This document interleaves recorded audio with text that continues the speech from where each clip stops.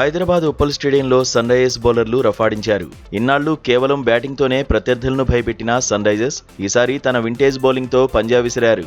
తక్కువ స్కోర్లను కూడా కాపాడుకుంటూ 2016లో ఛాంపియన్స్ గా నిలిచిన వింటేజ్ సన్ రైజర్స్ ను గుర్తు చేసింది.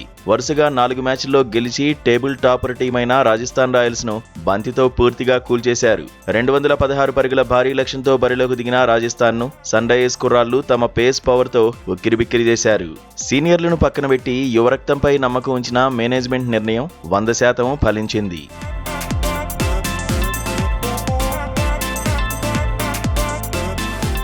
ఈ మ్యాచ్తో ఐపీఎల్లోకి ఎంట్రీ ఇచ్చిన 24 ఏళ్ల విదర్భ పేసర్ ప్రఫుల్ హింగే సృష్టించిన విధ్వంసం చరిత్రలో నిలిచిపోతుంది.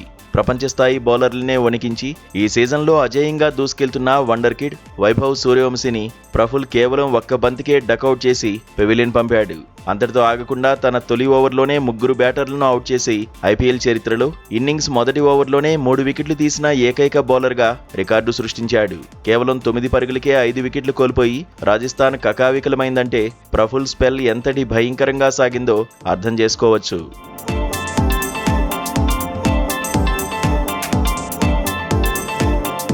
ప్రఫుల్ ఒకవైపు వికెట్ల వేట సాగిస్తే మరో ఎండ్ నుంచి బీహార్ పేసర్ సకీబ్ హుసేన్ నిప్పులు చెరిగాడు. తన వేగంతో రాజస్థాన్ మిడిల్ ఆర్డర్ను దెబ్బతీస్తూ 4 వికెట్లు పడగొట్టాడు.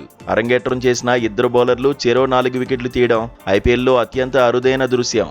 మొదట బ్యాటింగ్ చేసిన సన్ రైజర్స్ బౌలింగ్లోనూ రాణించింది. తొలి బంతికే అభిషేక్ అవుట్ అయినా క్లాసన్తో కలిసి ఇషాన్ కిషన్ భారీ స్కోర్ చేశాడు. చివర్లో అరోరా, నితీష్ కుమార్ రెడ్డి మెరుపులు మెరిపించారు. మొత్తంగా బ్యాటింగ్లో సత్తా చాటిన రైజర్స్ బౌలింగ్లోనూ రాణించి 57 పరుగుల ఏకపక్ష విజయాన్ని అందుకుంది.